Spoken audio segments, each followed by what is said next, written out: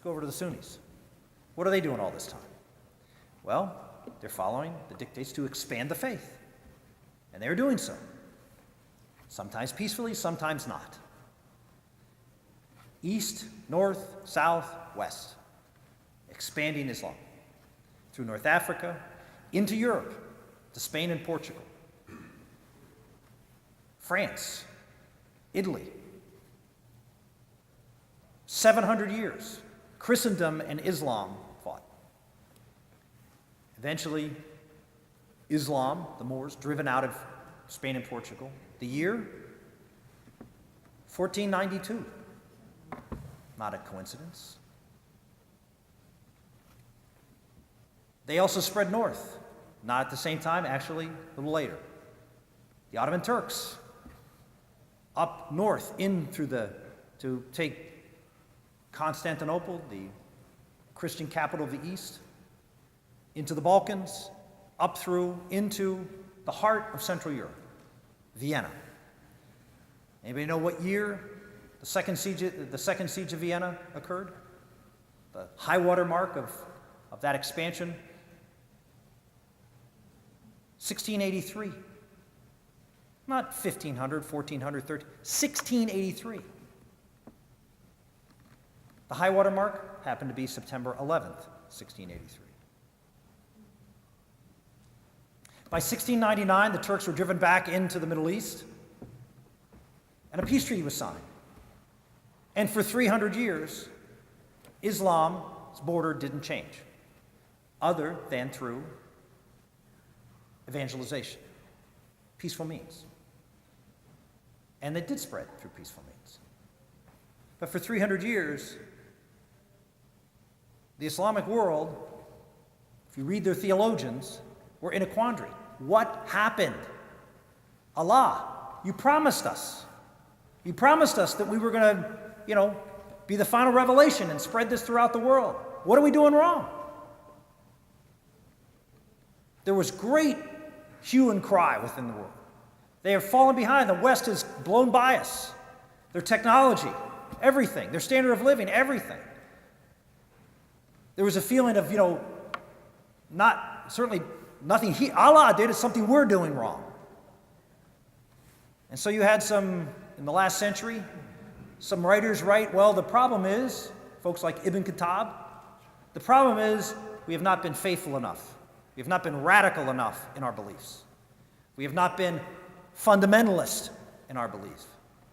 We have to go back to the 7th century. We have to live like we did in the 7th century. We have to ignore the culture of 1,300 years and live and act and behave like that. Well, thank goodness no Christian leader is saying we have to go back to the 7th century and live like 7th century Christians. Because if we did, nobody would like it. Because it wasn't very pretty. 7th century Christians had a lot of problems. Well, that's what these folks are saying. Let's go back and live like 7th century Muslims. Now, where does that bring us? These two groups, now that we're at the modern time. Let's look at the Shia again. The Shia, peaceful, the quote peaceful, the good peaceful Muslims, according to the ancient Christians. Well,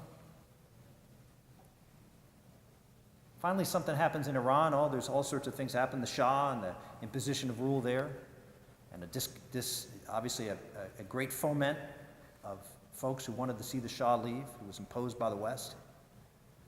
And a guy named Khomeini comes along.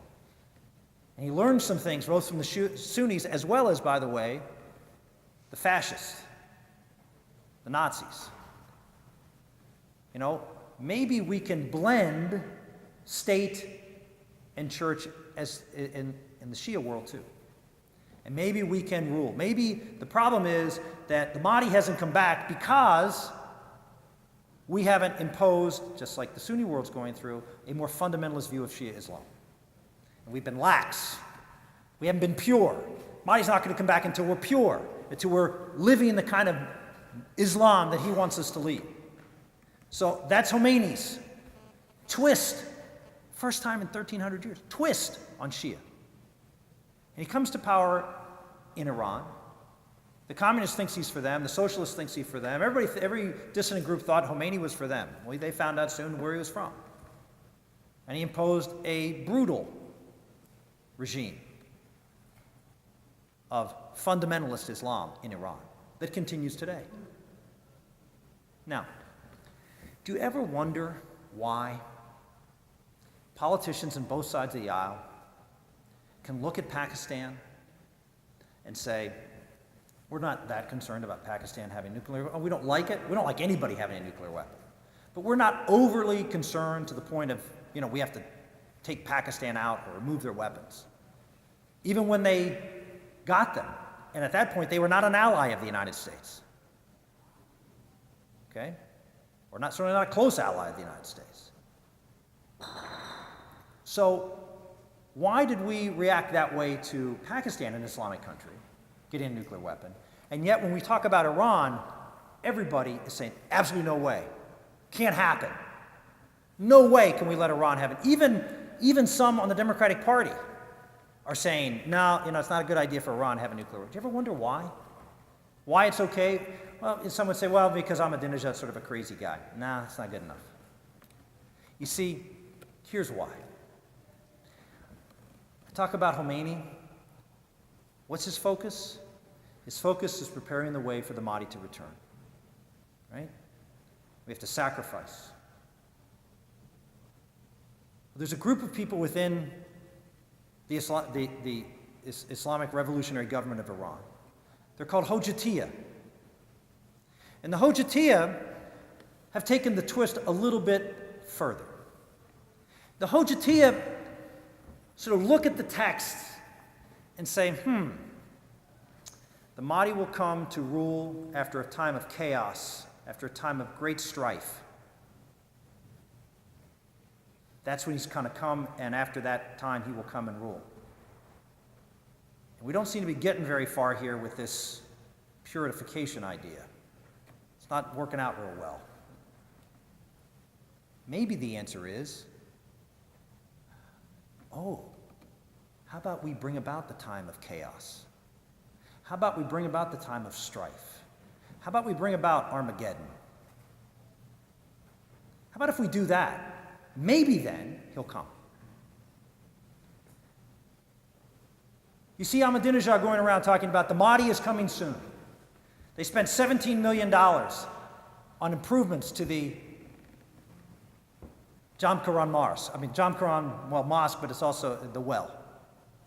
They are making improvements from central Tehran out to Qom, where the well is, as a parade route for the Mahdi. They're spending millions of dollars to do this. Every speech he gives, he talks, the Mahdi will be back soon. Letters he sends to the president, he is coming. He announced the other day, 2 years, he'll be in 2 years. He announced today that they've now connected 3,000 centrifuges so they can produce weapons-grade plutonium.